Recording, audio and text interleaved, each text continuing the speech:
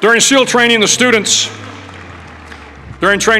are all broken down into boat crews. Each crew is 7 students, 3 on each side of a small rubber boat, and 1 coxswain to help guide the dinghy.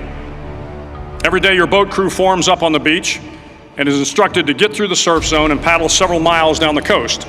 In the winter, the surf off San Diego can get to be 8 to 10 feet high, and it is exceedingly difficult to paddle through the plunging surf unless everyone digs in.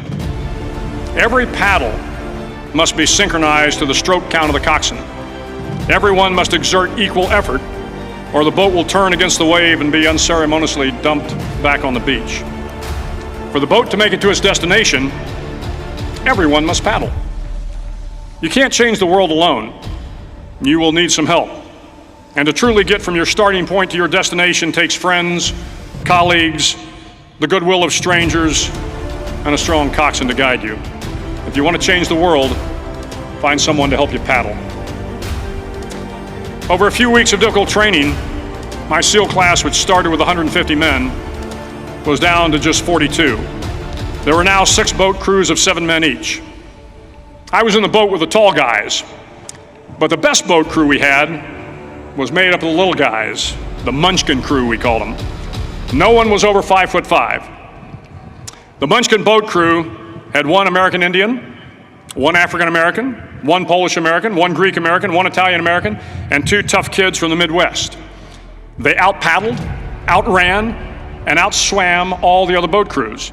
The big men in the other boat crews would always make good-natured fun of the tiny little flippers the Munchkins put on their tiny little feet prior to every swim.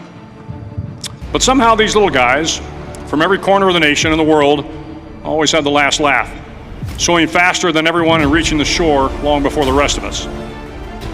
SEAL training was a great equalizer. Nothing mattered but your will to succeed, not your color, not your ethnic background, not your education, not your social status. If you want to change the world, measure a person by the size of their heart, not by the size of their flippers. Several times a week, the instructors would line up the class and do a uniform inspection. It was exceptionally thorough.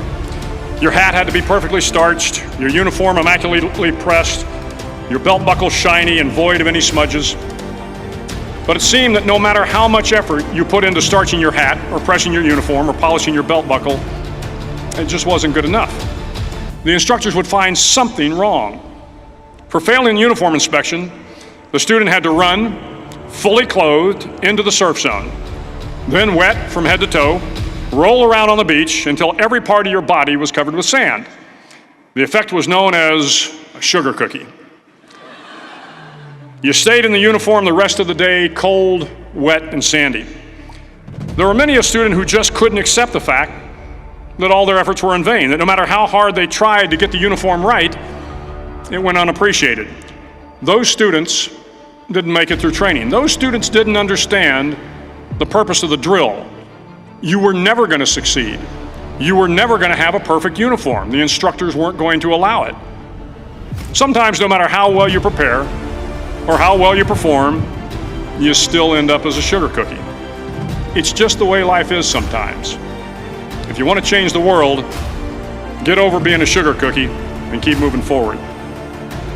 Every day during training, you were challenged with multiple physical events: long runs, long swims, obstacle courses, hours of calisthenics, something designed to test your mettle.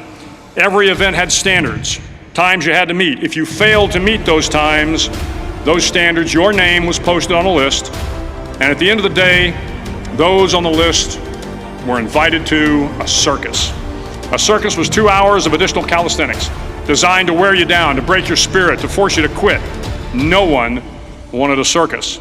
A circus meant that for that day, you didn't measure up. A circus meant more fatigue, and more fatigue meant that the following day would be more difficult, and more circuses were likely. But at some time during SEAL training, everyone made the circus list. But an interesting thing happened to those who were constantly on the list.